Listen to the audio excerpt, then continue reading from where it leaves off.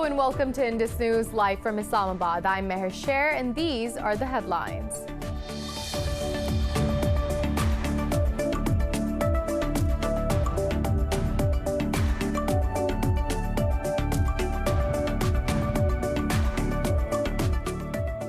Joe Biden is to be sworn in as the 46th U.S. president in Washington. Some 25,000 troops will guard the inauguration ceremony after a deadly riot at the Capitol earlier this month.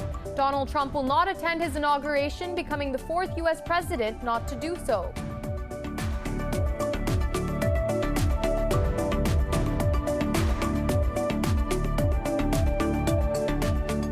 The Biden administration has pledged to build ties with Pakistan's military on key issues. In his confirmation hearing, the nominated defense chief, General Lloyd Austin, said Pakistan is an essential partner in the Afghan peace process. Austin said he will seek Pakistan's support to deter regional actors from serving as spoilers to the peace process.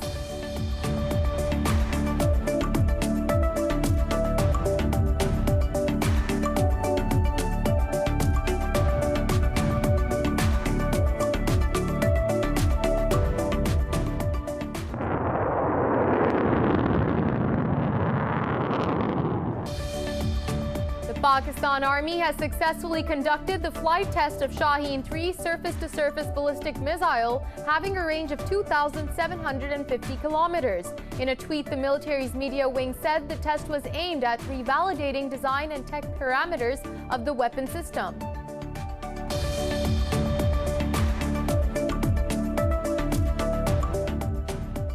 The U.S. coronavirus death toll has topped 400,000, while its caseload has reached over 24.2 million. President-elect Joe Biden and Vice President-elect Kamala Harris paid tribute to Americans who lost their lives in the pandemic. Pakistan has registered over 1,700 new cases and 48 fatalities overnight, taking the death toll to over 11,100. The global tally of coronavirus infections has crossed 96 million, with over 2.05 million deaths.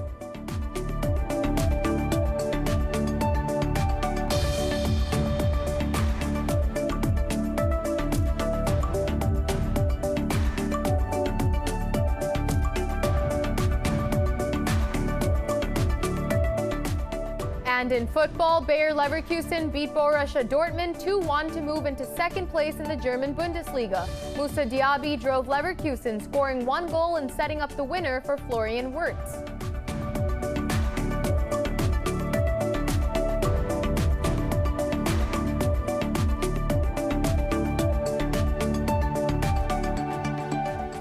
Well, those were the headlines. More news in detail after a short break. Stick around.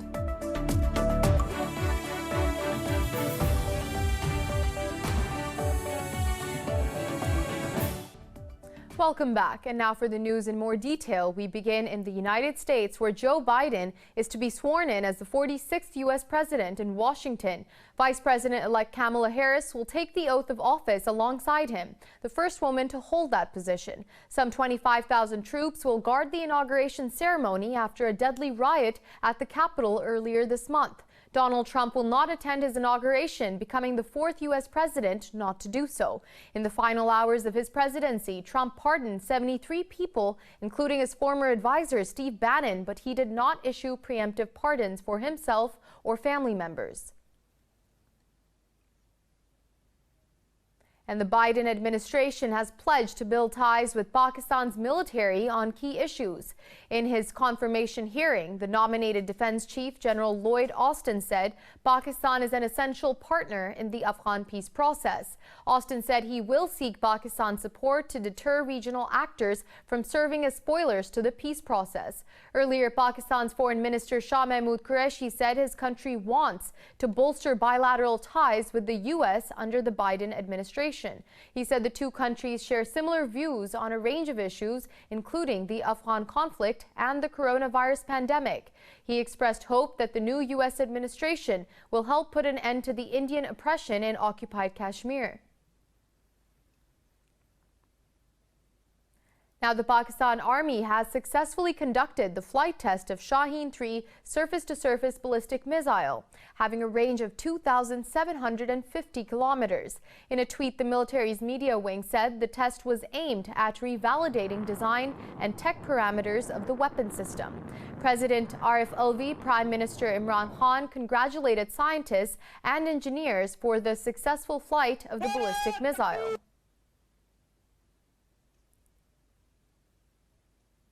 Moving on, Pakistan's Prime Minister Imran Khan says India is trying to spread instability in the Balochistan province. He was addressing a ceremony in South Waziristan district of Khyber Pakhtunkhwa. The Prime Minister said Pakistan knows Indian efforts to spread chaos in Balochistan. He said New Delhi is also trying to instigate youth in Waziristan. Khan announced that 3G and 4G services will become operational in Waziristan starting today. The Prime Minister said the government is fully committed towards working for the welfare of the people in Waziristan. The Premier will also inaugurate a hospital laced with modern facilities at Mullah Khan Sarai and distribute funds among the deserving families. Pakistan's Foreign Minister Shah Mahmood Qureshi says India is disrupting regional peace through its state sponsorship of terrorism. Addressing a group of EU diplomats in Islamabad, Qureshi said Pakistan wants peace with its neighbors, but India is intensifying tensions through its subversive activities. He said Pakistan has exposed India's nefarious designs in a dossier containing undeniable evidence of India's state sponsorship of terrorism. He said the recent report by the EU's Disinfo Lab has further exposed India's propaganda against Pakistan. The foreign minister thanked EU diplomats for their consistent support during the coronavirus pandemic. Moving on, in India, farmer leaders and the government are set to meet today for a 10th time to negotiate the controversial farm laws.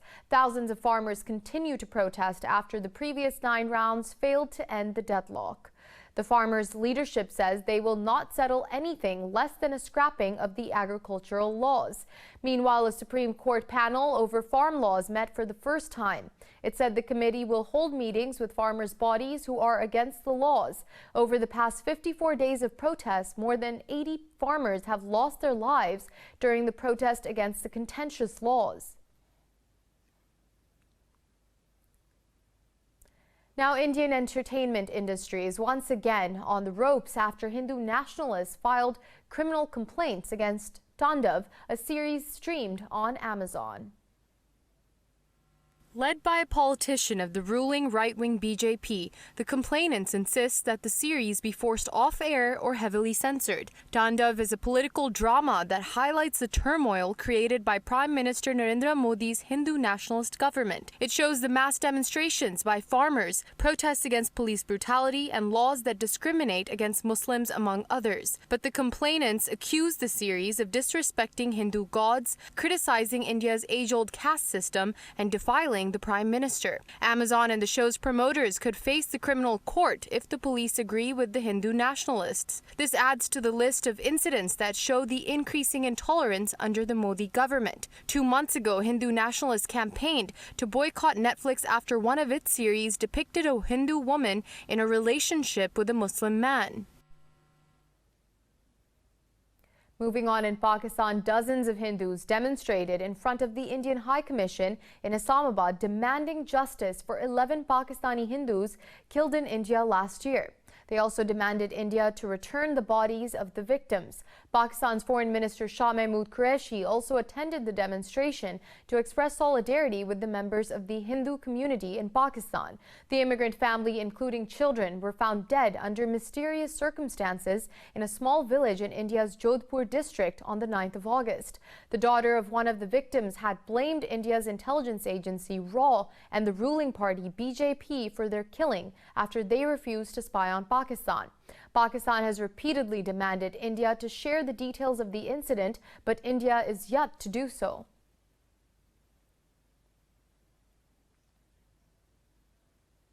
Now, the U.S. coronavirus death toll has crossed 400,000, while its caseload has reached over 24.2 million. The global tally of coronavirus infections has crossed 96 million, with over 2.05 million deaths. More on the pandemic in the following report.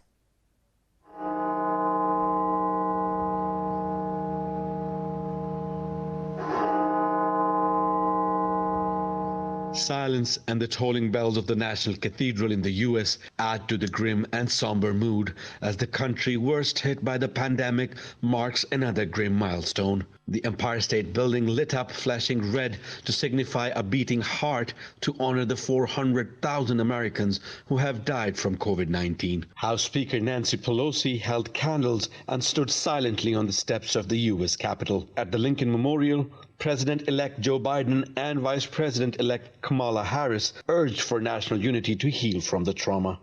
To heal, we must remember. It's hard sometimes to remember, but that's how we heal. It's important to do that as a nation. That's why we're here today. Between sundown and dusk, let us shine the lights in the darkness along the sacred pool of reflection. Remember all whom we lost. Brazilian military has flown in medics and vaccines deep into the remote Amazon rainforest to inoculate indigenous people. In Europe, Spain has widened its vaccination campaign, deploying a mobile vaccination trailer that goes from village to village, delivering shots to the elderly. German Chancellor Angela Merkel says the new South African variant of the virus has been spreading faster in children than the previous strains.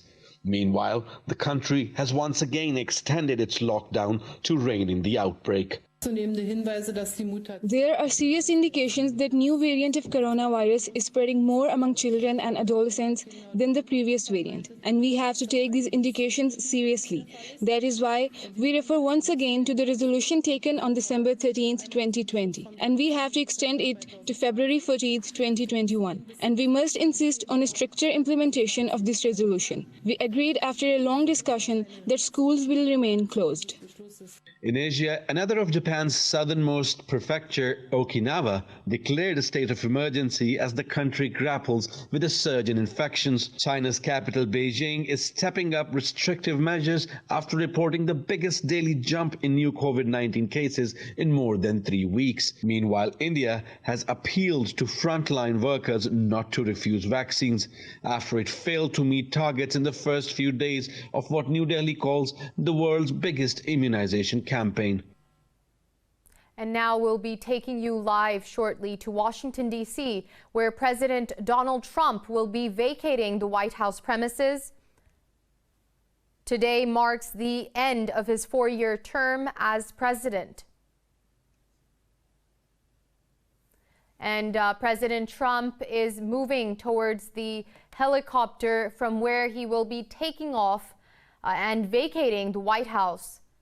This marks the end of his 4-year term as President of the United States. As you can see, these are live visuals from Washington, D.C. President Donald Trump will be vacating the White House shortly, making room for the incoming President, Joe Biden. Joe Biden will be sworn in as the 46th U.S. President in Washington, D.C. In a couple of hours, and Vice President-elect Kamala Harris will take her oath alongside him as the first woman to hold that position. And right now we can see, along with President Trump, his entire family is vacating the premises. They are making their way over to the helicopter. When the Trump family takes off, they will have vacated the White House, and this will conclude President Trump's 4-year term. Today was his last day in office, and we saw a series of pardons, many of which were for people that he worked with directly, such as Steve Bannon. Today marks his last day in office as President of the United States. He lost the re-election bid to incoming President Joe Biden, who will be sworn in today in just a couple of hours, alongside Kamala Harris, who will be sworn in as the vice president, the first female vice president of the United States of America. As you can see, these are live visuals on your screen from Washington, D.C. The Trump family has made their way into the helicopter, and they will be vacating the premises shortly. The entire team is standing on the sidelines to see them off. President Trump will not be participating in the inauguration ceremony, and he is the fourth president in the history of the United States to do so. Prior to him, President Andrew Johnson did not attend the inauguration ceremony. President Trump will not be attending incoming President Joe Biden's inauguration ceremony. Him and his family are taking off, and this marks the end of a presidency that was marred by several controversies. As you can see, these are live visuals from the White House lawn. President Trump and his family will be taking off. This concludes a very historic and controversial presidency in the American history. Incoming President Joe Biden will be sworn in just a couple of hours.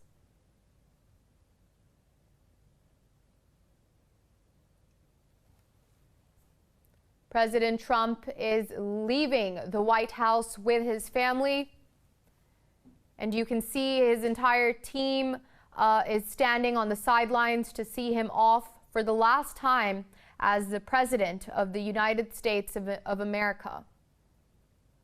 He will not be attending incoming President Joe Biden's inauguration ceremony. He is the first president to do so since Andrew Johnson in the 1800s. As you can see, the helicopter has taken off. At this point, President Trump and his family must be taking one last look at the White House, which they have vacated after a 4-year term marred by controversies.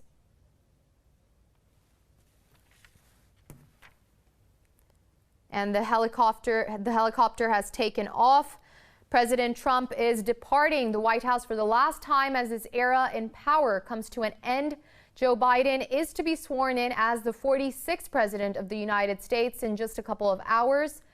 Donald Trump will not attend Biden's inauguration. Some 25,000 troops will guard the inauguration ceremony after a deadly riot at Capitol Hill earlier this month.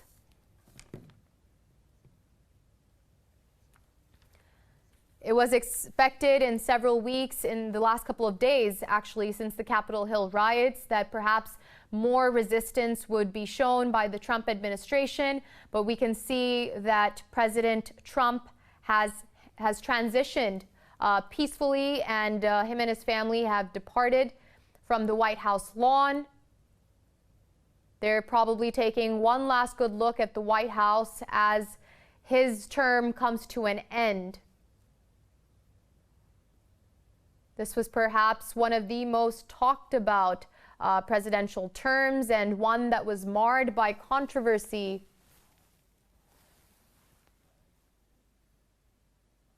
President Trump will not be participating in incoming President Joe Biden's inauguration. And there you can see the live visuals as President Donald Trump leaves the Capitol, leaves the White House for one last time as the President of the United States of America. He will be heading to his residence in Mar-a-Lago in Florida.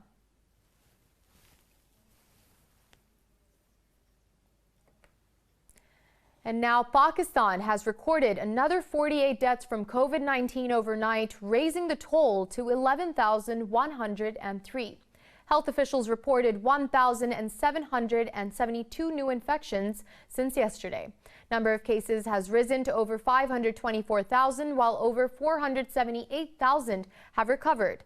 Currently, there are more than 35,000 active COVID-19 cases in the country.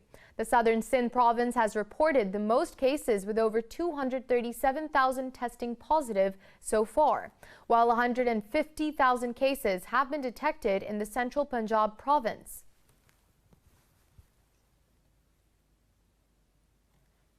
And we'll be back with more news in detail after a short break. Stay with us.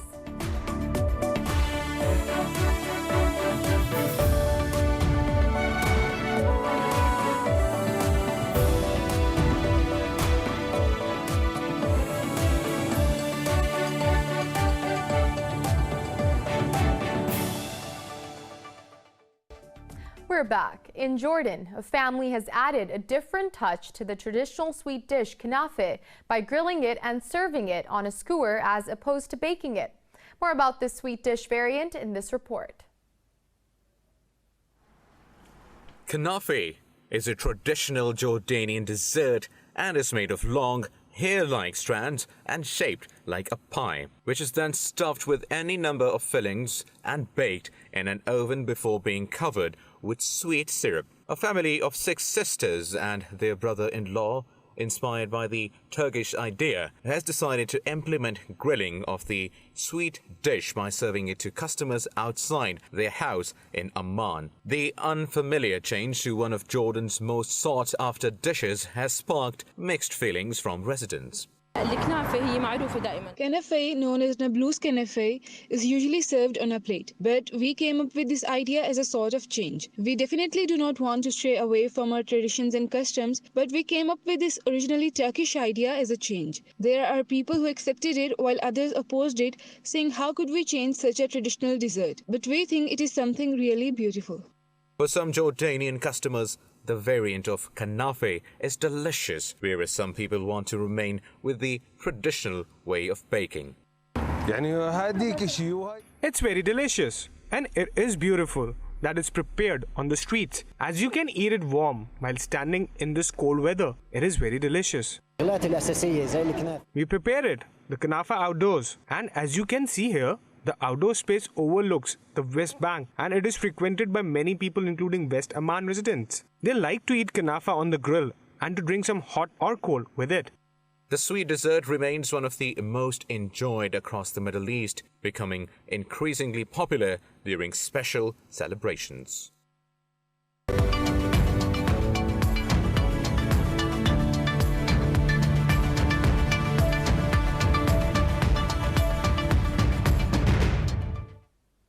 On to business. The foreign direct investment in Chinese mainland in actual use has hit a record high of almost 1,000 billion yuan. Chinese Ministry of Commerce says that the FDI expanded 6.2% year-on-year in 2020. In the U.S. dollar term, the inflow went up 4.5% year-on-year to $144.37 billion. The service sector was up nearly 14% and accounted for over 77.5% of the total foreign investment. The Netherlands saw its investment in China grow more than 47.5%, while Britain's grew 30.7%. The ASEAN countries on the whole also recorded a rise of 0.7% in their investment. President-elect Joe Biden's inauguration has lifted investor sentiment in European stocks as all major bourses edge up into positive territory. Leading the gains, Italy's FTSE MIB has added over 0.5%. European Stock 600, Frankfurt DAX, and the CAC 40 in Paris have also gained a fraction over 0.5%. London's FTSE 100 also edged up fractionally. Earlier, most Asian bourses traded higher, with the exception of Japanese shares.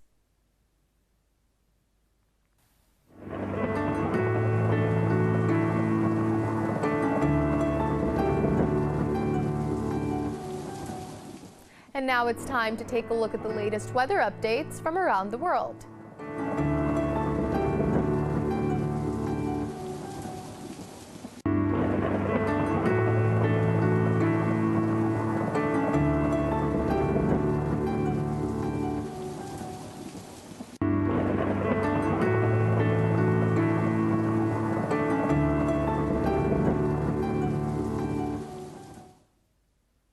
For the latest updates, you can follow us on social media at indus.news.